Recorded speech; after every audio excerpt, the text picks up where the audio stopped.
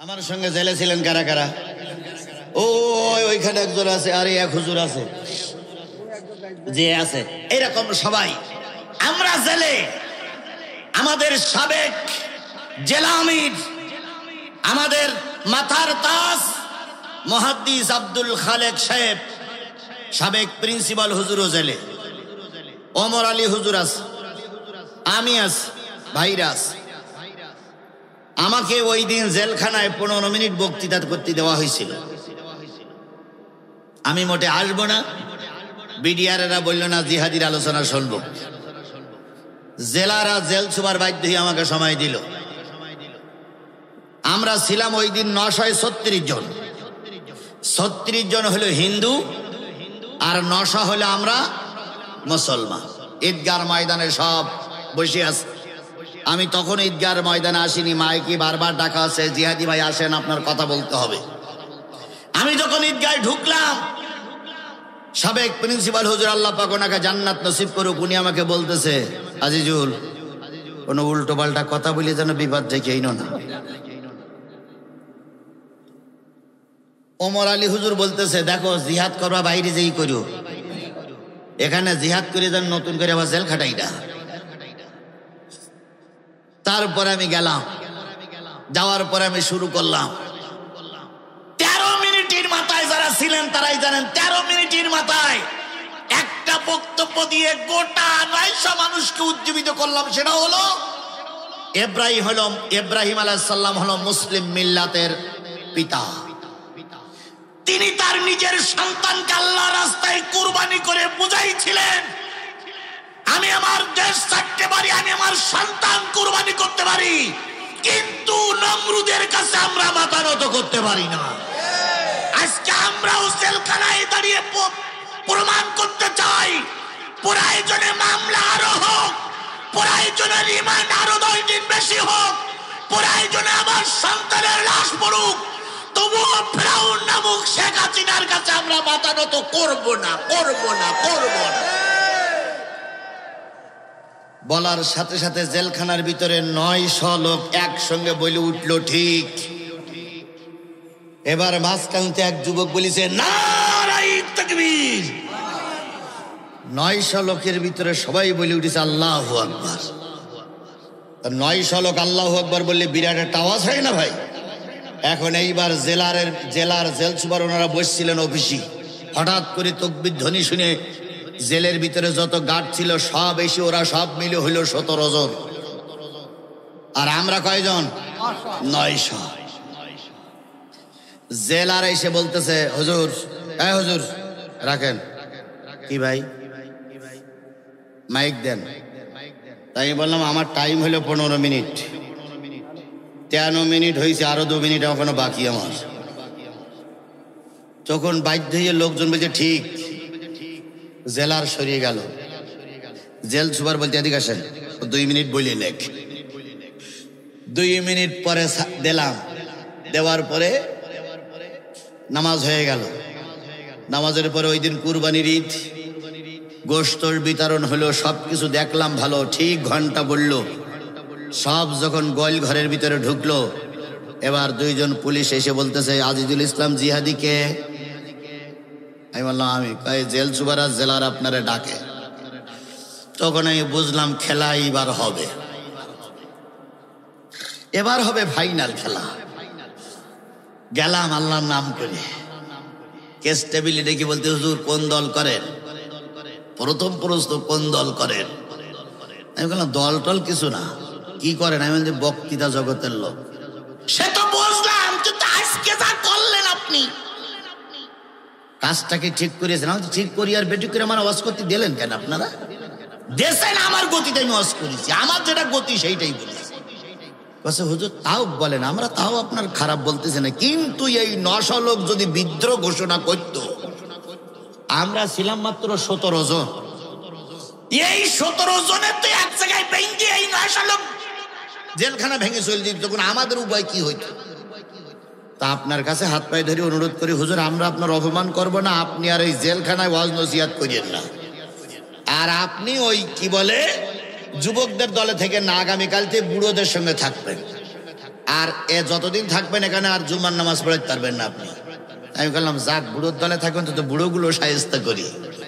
আমি এই জিনিসটা এই জন্য বললাম, ইমানদার ব্যক্তি যারা হয় তারা সব জায়গায় 100 আল্লাহর জন্য কাজ করে। কথা বলেন, কথা বলেন, কথা বলেন।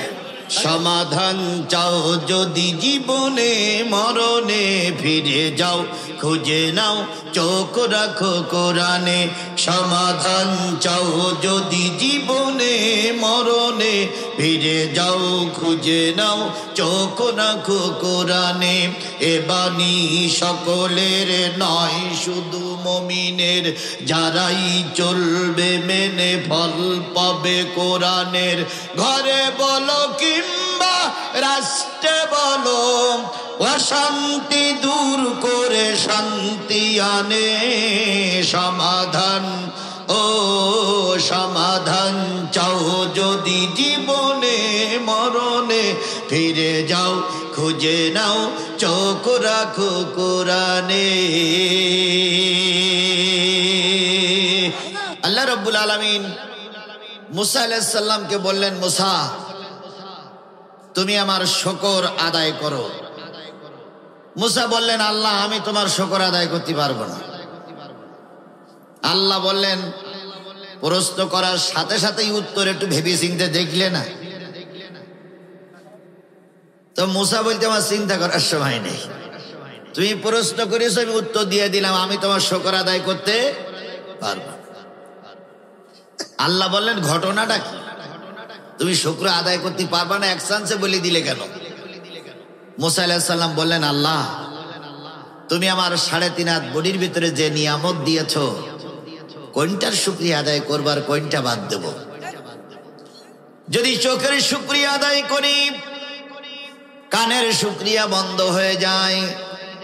কানের শুকরিয়া আদায় করলে হাতের শুকরিয়া বন্ধ হয়ে যায়। হাতের শুকরিয়া আদায় করলে জিহ্বার শুকরিয়া বন্ধ হয়ে যায়।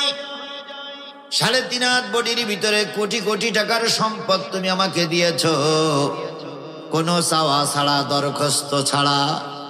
সুতরাং মাবুদ তুমি যে নিয়ামত আমাকে দিলে, ওই নিয়ামতের শুকরিয়া আদায় করে আমি শেষ করতে পারবো না। তাই ডাইরেক্ট বলে দিলাম, আমি তোমার কোনো শুকরিয়া আদায় করতে পারবো না, আমি দুর্বল। আল্লাহ বললেন, মুসা তুমি যে দুর্বলতা স্বীকার করেছো, ওটাই তোমার পক্ষ থেকে আমার জন্য শুকরিয়া।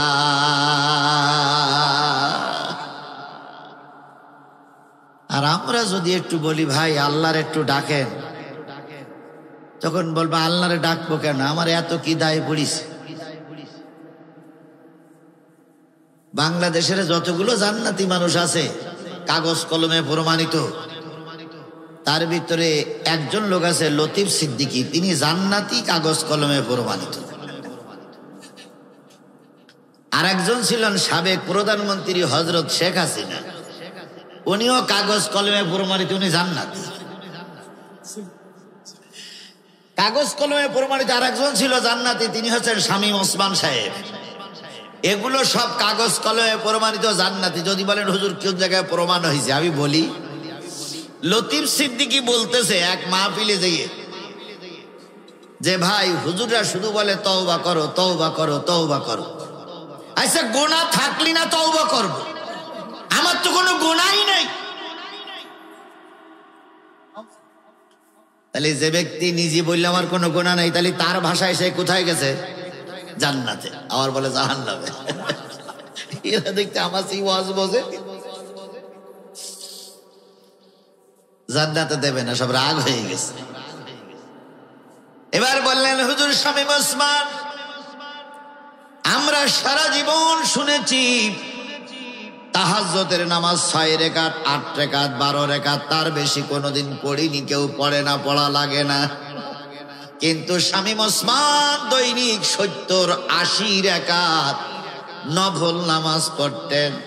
তাহলে যে ব্যক্তি মঞ্চে দাঁড়িয়ে ঘোষণা করে, হুজুর আমি 70-80 রাকাত এক্সট্রা নামাজ পড়ি, তার ভাষায় সে আল্লাহর জান্নাতে চলে গেছে। যদি বলেন সাবেক প্রধানমন্ত্রী কি করে গেল? এই কাশেমপুরের মাটিতে মাহফিল করতে এসে সাতক্ষীরার এক নেতা বলেছিল শেখ হাসিনা নামাজি, শেখ হাসিনা কোরআন শরীফ পড়ে। তিনি বলতেন শেখ হাসিনা দৈনিক 40-50 রাকাত তাহাজ্জুদ নামাজ পড়ে। তাহলে যেই ব্যক্তি দৈনিক 40-50 রাকাত তাহাজ্জুদ নামাজ পড়ে, আগের সরকারের দালালদের ঘোষণা অনুযায়ী ওরা জান্নাতি। তাহলে আমি যে জিনিসটা বোঝাতে চাচ্ছিলাম সেটা হলো, দুর্বলতা স্বীকার করাটাই আল্লাহর যদি শুকরিয়া আদায় হয়, কারোর জবান বন্ধ থাকবে না। আমরা সবাই মিলে আল্লাহর দুর্বলতা স্বীকার করে তার শুকরিয়া আদায় করছি। সবাই মিলে বলছি আলহামদুলিল্লাহ। আরেকটু জোরে বলুন তো আলহামদুলিল্লাহ।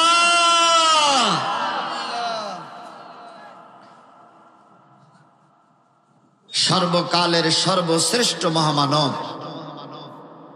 যার আদর্শে আদর্শিত হয়ে আমি নিজেকে উম্মত বলে দাবি করেছি, সেই নবীর নামে দুরূদ আর সালাম সবাই মিলে বলছি সাল্লাল্লাহু আলাইহি ওয়াসাল্লাম। বন্ধুগণ, কাশিমপুর মাদ্রাসা কর্তৃপক্ষ দিয়েছেন তাফসিরুল কোরআন মাহফিল। কাশিমপুর মাদ্রাসার কর্তৃপক্ষ দিয়েছে তাফসিরুল কোরআন মাহফিল। এনারা খুব চালাকও না, আবার খুব বেশি বোকাও নয়। তাফসিরুল কোরআন মাহফিলে কোরআন থেকে তাফসির হোক, এটা কি আপনারা সবাই চান? সবাই মিলে বলেন কোরআন থেকে আলোচনা হোক, এটা কি আপনারা চান? তাহলে আস্তে আস্তে করে কোরআনের ভিতরে ঢুকে আল্লাহ বলতেছেন, ইন্নামাল মুমিনুন আল্লাযীনা ইযা যুকিরাল্লাহু ওয়াজিলাত কুলুবুহুম ওয়া ইযা তুলিয়াত আলাইহিম আয়াতুহু যাদাতুহুম ঈমানাও ওয়া আলা রাব্বিহিম ইয়াতাওয়াক্কালুন।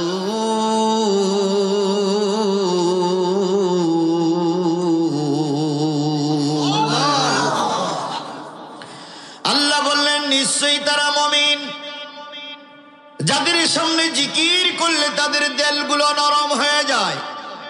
তাহলে জিকির করলে যাদের দেল নরম হয়, আল্লাহর ভাষায় তারা কি? আরেকটু জোরে বলেন তারা কি? এবার বলুন তো জিকির কোন শব্দ? আরবি শব্দ। জিকির শব্দের অর্থ কি? স্মরণ করা। কোন জায়গায়? কথা বলেন, কোন জায়গায় স্মরণ করবেন? মসজিদে যে আল্লাহর জিকির চলবে, মাদ্রাসায় সেইয়া কি আল্লাহর জিকির চলবে? কথা বলেন ঠিক না বে ঠিক? মাদ্রাসা মসজিদে যে আল্লাহর জিকির চলবে, ইউনিয়ন পরিষদে সেই আল্লাহর জিকির চলবে। ইউনিয়ন পরিষদে যে আল্লাহর জিকির চলবে, থানা প্রশাসনের ওখানেও সেই আল্লাহর জিকির চলবে। থানায় যে আল্লাহর জিকির চলবে, জাতীয় সংসদে সেই আল্লাহর জিকির চলবে। জাতীয় সংসদে যে আল্লাহর জিকির চলবে, গণভবনে সেই আল্লাহর জিকির চলবে। যদি সব জায়গায় আল্লাহর জিকির চালু করা যায়, আল্লাহর ভাষায় তারাই হলো মুমিন। কিন্তু আমরা গত 17 বছর দেখেছি জিকিরগুলো চলেছে মাহফিলে, জিকিরগুলো চলেছে মসজিদে, আর জাতীয় সংসদগুলো চলেছে অবৈধ নারীদের মিলন মেলা। অবৈধ সরকারের কাছে যখন অবৈধ নারীরা নৃত্য করত, তখন এই অবৈধ জনগণের ভোট যারা নির্বাচিত চারজ নেতারাই সেখানে তালি দিয়ে দিয়ে তাদেরকে উৎসাহিত করত। কথা বলে। আর যদি কোনো এমপি একটু কোরআন হাদিসের কথা বলতো, তখন তাকে থামাই দেওয়া হতো, আপনি রাজাকার। বাংলাদেশের জেলাকারীরা সুযোগ পেয়েছে, বাংলাদেশের পকেটমারিরা সুযোগ পেয়েছে, বাংলাদেশের স্মাগলাররা সুযোগ পেয়েছে, আর আলেমেরা বছরের পর বছর জেল খেটেছে।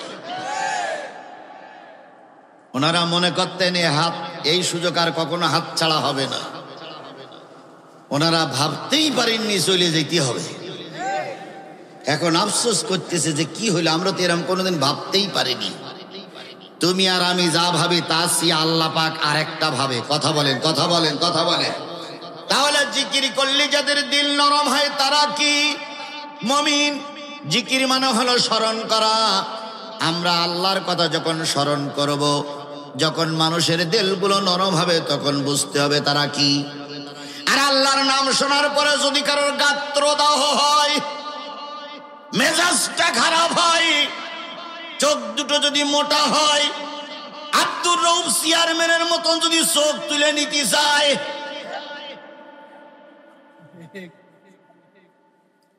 তাহলে বুঝতে হবে ওটা মুমিন নয়, ওটা মুমিন নামের কলঙ্ক। মুমিন নামের কলঙ্কিত মায়ের কলঙ্কিত সন্তানেরা তখনও ছিল, আজও আছে। কিন্তু দুঃখ লাগে তখনই, গোটা বাংলাদেশের অযাচিত অবাঞ্ছিত কিছু নেতা দেখেছি, সাতক্ষীরার কোন নেতার সাহস ছিল না আলেমদের বিরুদ্ধে কথা বলা। হঠাৎ করে একটা অবৈধ ভাইয়ের সন্তান মাথা উঁচু করে দাঁড়ালো। নিঃসন্দেহ রক্ত ভেজাল।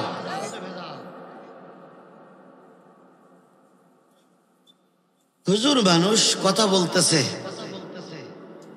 কথা বলতেছে, তার বলতে দিচ্ছে না। উনি এক ফাঁকে এক কথা বলেছে যে আপনি যদি একাই বগর বগর করেন তাহলে আমি বলবো কখন। এইটা ওনার খুব সেন্টিমেন্টাল লাগলো। আপনি যে বগর বগর করে যাচ্ছেন সেটা হিসেব করলেন না, আর উনি বগর বগরের কথা বলেছে সেন্টিমেন্টাল লাগলো। ভাষা তো অনেক রকম বলা যায়, কথা বলেন, কিন্তু মঞ্চে একটা লোককে এভাবে কথা বলা, আমার বিশ্বাস শেখ হাসিনা আল্লামা সাইদের বিরুদ্ধে মিথ্যা অপবাদ দিয়ে টিকে থাকতে পারেনি, নেজামি সাহেবের বিরুদ্ধে অপবাদ দিয়ে টিকে থাকতে পারেনি। আজকেও যারা আলেমদের অপমান করছো, হয়তো আমরা বিচার করতে পারবো না, কিন্তু মালিকের আদালতে বিচার দিয়েছি। দুনিয়ার মানুষ তোমাদের মতন কুখ্যাত নেতাদের বিচার দেখবে, দেখবে, দেখবে। আপনারাও দেখবেন, আমরাও দেখবো ইনশাল্লাহ, ইনশাল্লাহ বলেন। তাহলে জিকির করলে যাদের দিল নরম হয় তারা কি? আর এই জিকির শব্দটা যারা সহ্য করতে পারে না তারা যে কি, আমি হুজুর হইয়ে নাই বললাম।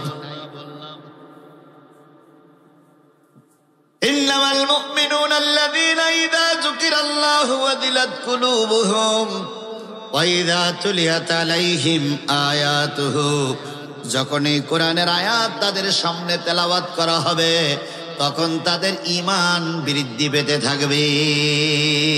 এই জন্য মাঝে মাঝে ঈমান কমে যায়, আবার আলোচনা শুনলে কি হয়, এই এলাকার যতগুলো মানুষের ঈমান ঠিক আছে তারাই দাঁড়াই আছে।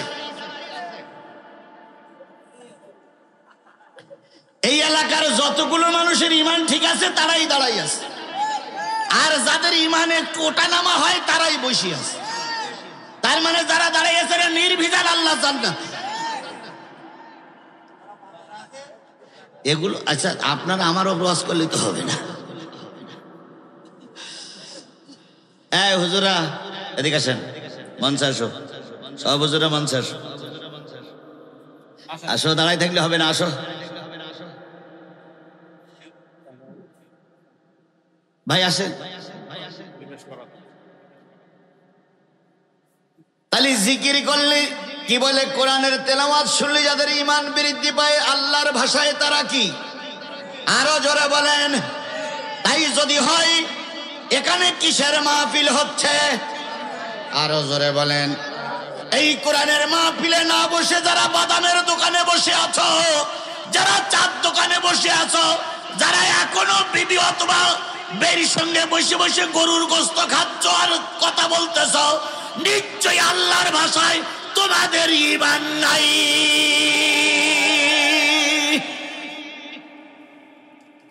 যারা বাদাম খাচ্ছেন তারা 1 মিনিট আমার কথা শোনেন। আগামীকাল কদমতলা বাজারে বাদাম পাওয়া যাবে, চা পাওয়া যাবে। আগামীকাল এই কাশেমপুর মাদ্রাসার সামনে তাফসীর মাহফিল হবে। তাহলে কালকে বাদাম খেয়ে আজকে তাফসীর শোনো, কালকে বাদাম খাও আজকে তাফসীর শোনো। যদি তুমি মুমিন হয়ে থাকো, যদি তোমার ঈমান থাকে, এতগুলো কথার পরেও যদি না আসে, তাহলে বুঝতে হবে নিশ্চয়ই ভেজাল। নিশ্চয়ই কি আমরা ভেজাল হতে চাই না সঠিক হতে চাই? জোরে বলেন, ভেজাল হতে চাই না সঠিক হতে চাই? তাহলে আল্লাহ আমাদের কবুল করুক। কোরআনের মাহফিলে কথা বলেন ঠিক না ঠিক? তাহলে কোরআন তেলাওয়াত শুনলে যাদের ঈমান বৃদ্ধি পায় তারা কি ওয়া আলা রাব্বিহিম ইয়াতাওয়াক্কালুন। আর এই মুমিন ব্যক্তিরা যতই বিপদ আসুক, মুসিবত আসুক, তাওয়াক্কুল করে কার উপরে? আরেকটু জোরে বলেন, তাওয়াক্কুল করে কার উপরে? মুমিনের উপরে যত নির্যাতন অত্যাচার চলুক না কেন, মুমিন কখনো আল্লাহর পথ থেকে দূরে সরে যায় না। তার জ্বলন্ত প্রমাণ আমরা জেলখানায় দেখেছি। কথা বলেন ঠিক না ঠিক? আমার সঙ্গে জেলে ছিলেন কারা কারা? যদি কেউ থাকেন একটু হাত তোলেন তো। আমার সঙ্গে জেলে ছিলেন কারা কারা? ও ওইখানে একজন আছে, আর এক হুজুর আছে, যে আছে, এরকম সবাই আমরা জেলে। আমাদের সাবেক জেলা আমির, আমাদের মাথার তাজ মুহাদ্দিস আব্দুল খালেক সাহেব, সাবেক প্রিন্সিপাল হুজুরও জেলে, ওমর আলী হুজুর আছে, আমি আছি, ভাইরা আছে। আমাকে ওই দিন জেলখানায় 15 মিনিট বক্তৃতা করতে দেওয়া হয়েছিল। আমি মোটে আসবো না, বিডিআরেরা বলল না জিহাদির আলোচনা শুনবো। জেলারা জেল সুপার বাধ্য হয়ে আমাকে সময় দিল। আমরা ছিলাম ওই দিন 936 জন।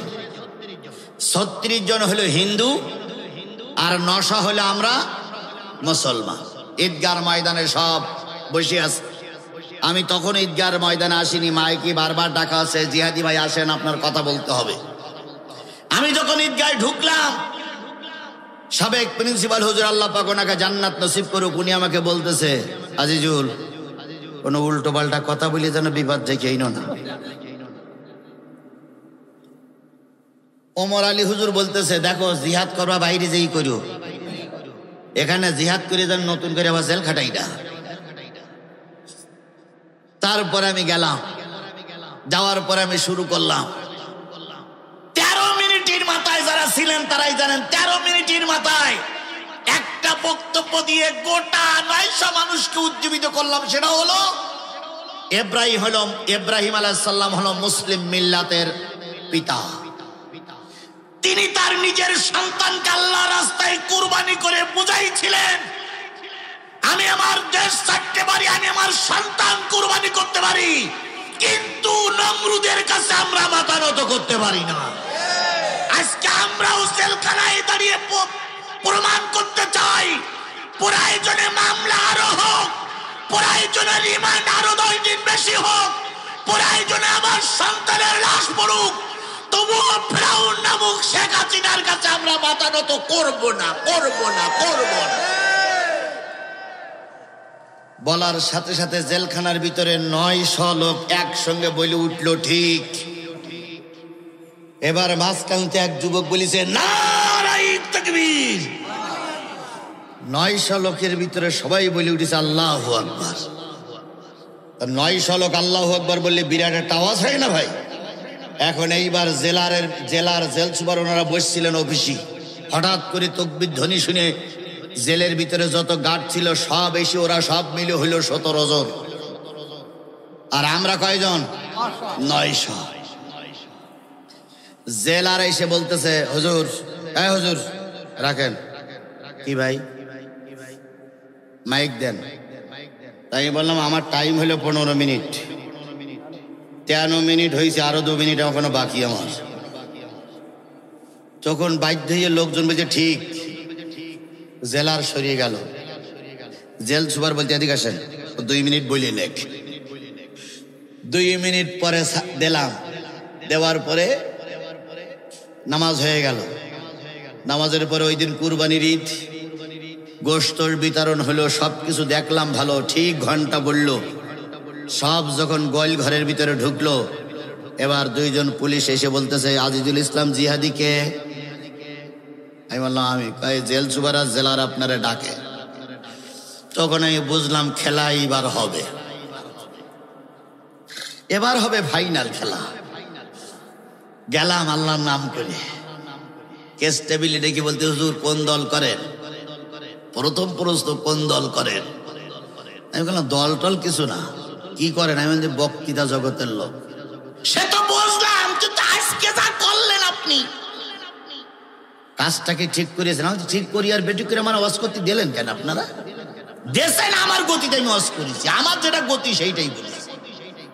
হুজুর তাও বলেন, আমরা তাও আপনার খারাপ বলতেছি না, কিন্তু এই 900 লোক যদি বিদ্রোহ ঘোষণা করত, আমরা ছিলাম মাত্র 17 জন, এই 17 জনের তো এক জায়গায় ভেঙে এই 900 লোক জেলখানা ভেঙে চলে যেত, তখন আমাদের উপায় কি হইতো? তা আপনার কাছে হাত পায়ে ধরে অনুরোধ করি, হুজুর আমরা আপনার অপমান করব না, আপনি আর এই জেলখানায় ওয়াজ নসিহত করিয়েন না। আর আপনি ওই কি বলে যুবকদের দলে থেকে না, আগামীকাল থেকে বুড়োদের সঙ্গে থাকবেন, আর এ যতদিন থাকবেন এখানে আর জুমার নামাজ পড়তে পারবেন না আপনি। আমি বললাম যাক, বুড়োর দলে থাকবেন তো বুড়োগুলো শায়েস্তা করি। আমি এই জিনিসটা এই জন্য বললাম, ইমানদার ব্যক্তি যারা হয় তারা সব জায়গায় 100 আল্লাহর জন্য কাজ করে। কথা বলেন, কথা বলেন, কথা বলেন। আলা রাব্বিহিম ইয়াতাওয়াক্কালুন, মুমিন ব্যক্তি তাওয়াক্কুল করবে কার উপরে? তাহলে তাই যদি হয়, আমার সুখের মালিককে, আমার দুঃখের মালিককে। আমি জেলখানায় যাব কি না যাব কে জানে, আমি এখান থেকে বাড়ি যেতে পারবো কি পারবো না সেটা কে জানে।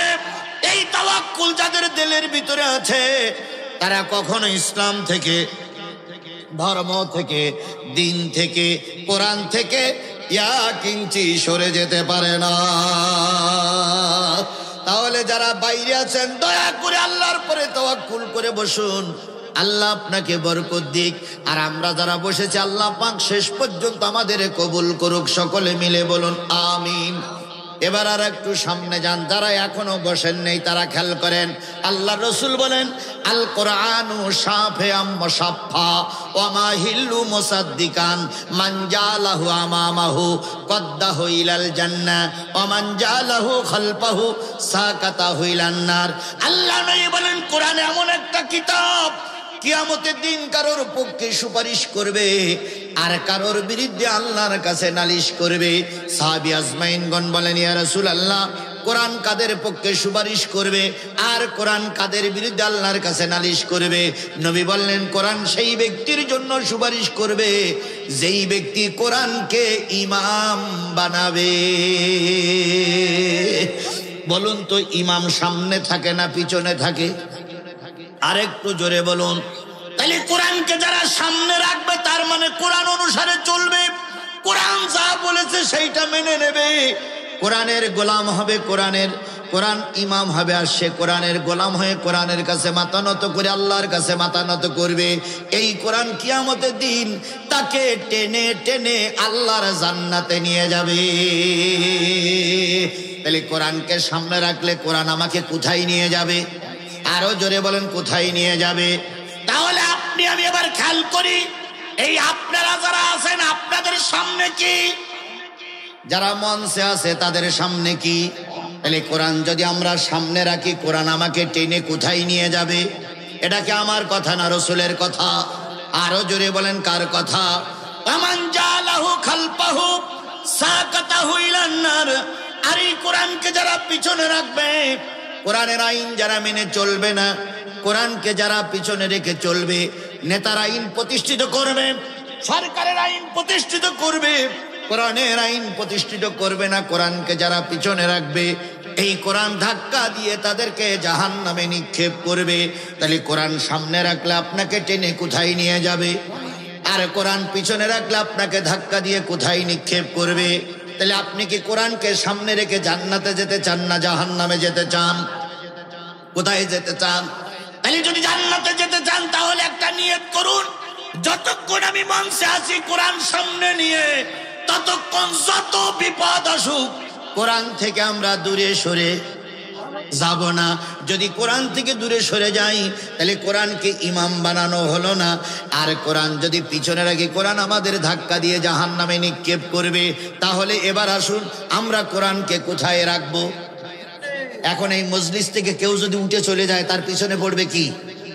এই মাহফিল থেকে, চেয়ারের থেকে, উপরের থেকে যদি কেউ উঠে যায় তার পিছনে পড়বে কি? তাহলে কোরআন পিছনে রাখলে কোরআন তাকে ধাক্কা দিয়ে কোথায় নিক্ষেপ করবে? তাহলে আমরা কি কোরআনের সামনে নিয়ে, কোরআনকে সামনে নিয়ে জান্নাতে যেতে চাই, না কোরআনের ধাক্কা দিয়ে জাহান্নামে যেতে চাই? কোথায় জান্নাত না জাহান্নাম? কোথায়? কারা কারা জান্নাতে যেতে চান? দুই হাত উঁচু করে আল্লাহরে দেখা, দেখান তো কারা কারা হাত তুলিনি। আল্লাহ আমাদের কবুল করুক।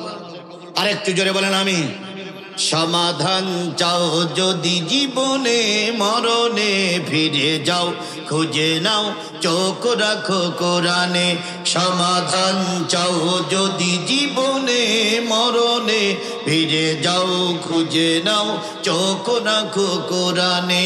এ বাণী সকলের নয় শুধু মুমিনের, যারাই চলবে মেনে ফল পাবে কোরআনের।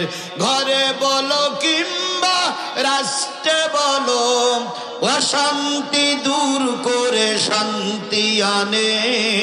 সমাধান, ও সমাধান চাও যদি জীবনে মরণে, ফিরে যাও খুঁজে নাও চোখ রাখো কোরআনে।